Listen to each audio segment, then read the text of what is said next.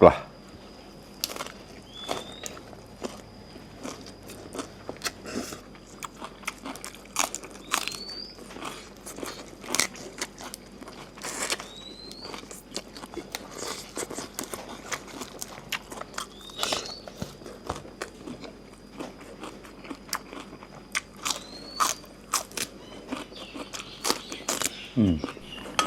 มังเอิญสำนึกว่าอ้าวสวัสดีทุกคนครับกายเราตะเยอะงนักเลี้ยงเชียร์ปอนกระนองนะงนักก่อนนักแควะกะกกเก้าฮัลโหลไม่จ่ายเนาะถ้าปวดสายเดินได้เรียนเรานะถ้าตอนที่ก่อนนะเราแกะใส่มันก็ได้นะเลี้ยงตาเลยก่อนนะในดัดเราเราหนาวก็ตีในบอกเสียงเราแต่นะกวางตงแต่ที่ปล่อยเนี่ยกับปล่อยพริกหยวกนั่นกกเสียแต่ที่เฮ้ยนะวันนี้มากินข้าวเหมือนเดิมครับแกงปลาแห้งแล้วก็ไข่ไก่แล้วก็มันฝรั่งครับ3อย่างเลยครับแกงเผ็ดนะครับมาครับแซ่บๆครับแกนุกแรกวิเชียที่ภายเดินไลเดอร์แชร์ก็มุมาต้าเราตะเยะตะเต่าติกละเต่าหนุ่งนะแขวนมือใส่ก็ได้ติดเต่าก็ได้การรอกใหญ่ๆแต่เราในมันใหญ่แกร้อนแกลนตีปุยจุดรอกแกลน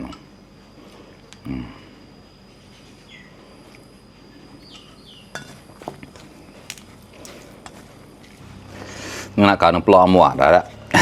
ไตได้ปลองนั่นแล้วก็หนูก็มาชายเด็กโลมาโรงงานปลอนะเจมะ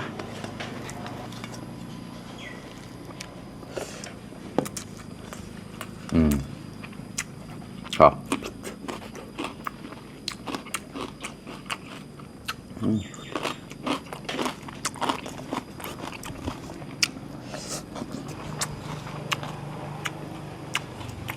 อร่อยก็บางรอกชิมันมาเรื่องอะไรละเบา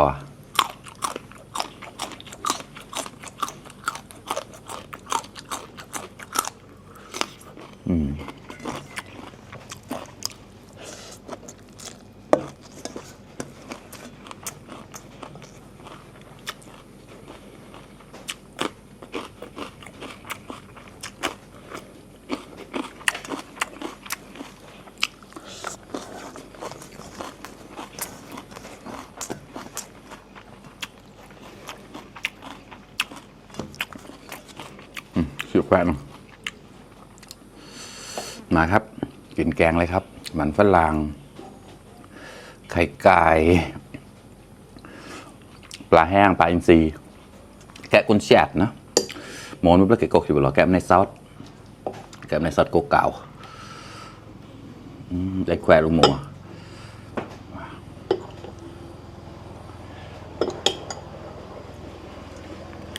อยากละ chia kho mà nó phải là đâu chị chào bằng nó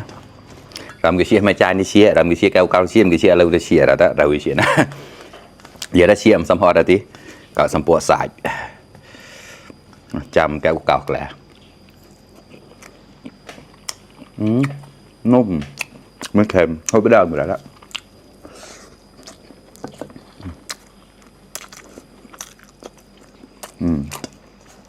rồi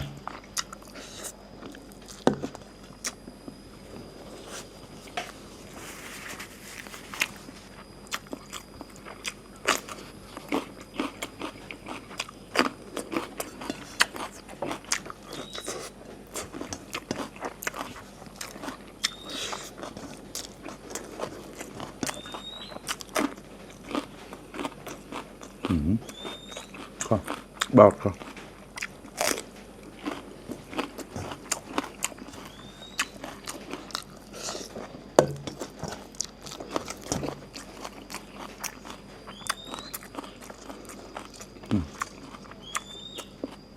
ngăn bằng nhìn giờ đó hốt bo với đạo là tại class đã ăn đó tao mà mấy cái nào để cho thằng việc là tao là lầu lào tao để lên class mà tao làm nó tao cái đây bơi được rồi sẽสำหรับพระเก้ากรองที่จะแอร์จะดาวดีอาจจะไม่แอร์ก็ได้เดี๋ยวพอดึงแอร์เลยนะกระดก็ได้แอร์มันก็ข้างในปกติทั่วไปอย่างนี้เลยกลัว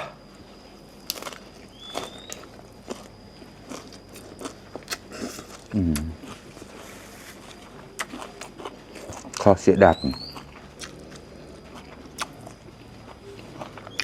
ไข่แดง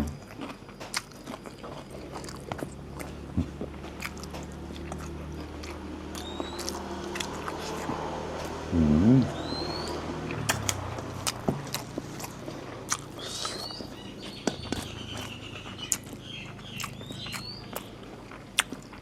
rất kèm chọn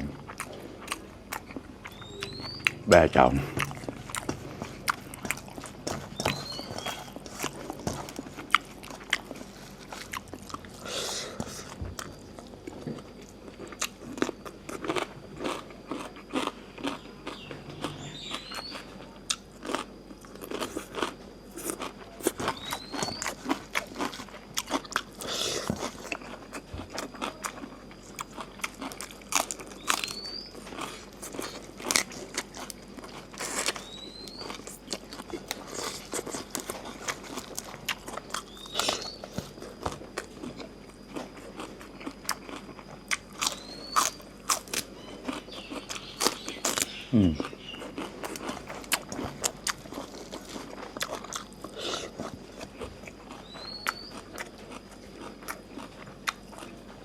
ไก่อุกา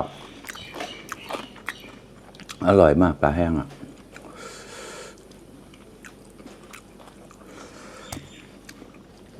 ลืมมารอบเลยลือนักเล็ดข้อมกับเราได้ละลายในปากเลยครับแบบฝรั่ง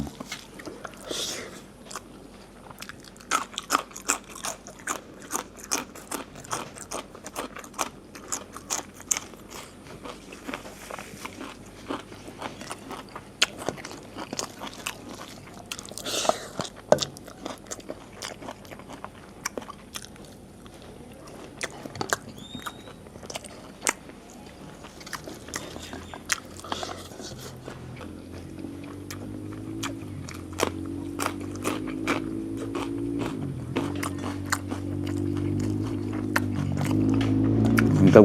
simpan ke mencok lah tadi. Dalam besi ada keleh kawan-kawan mana?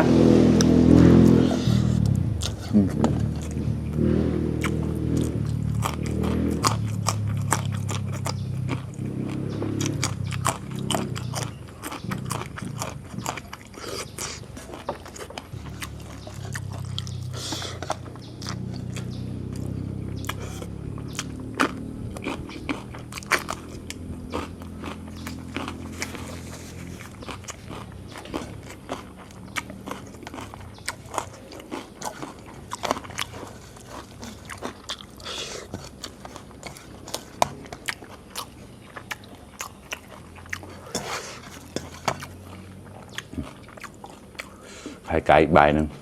thì chết cái bông ọt ở đó đó cái gì ạ bông ọt vậy kho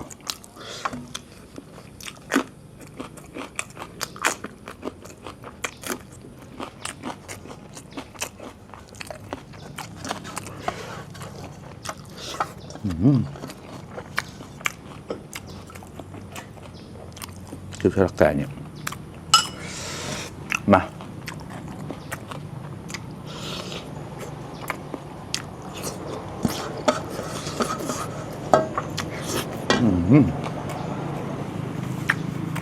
khó hả đó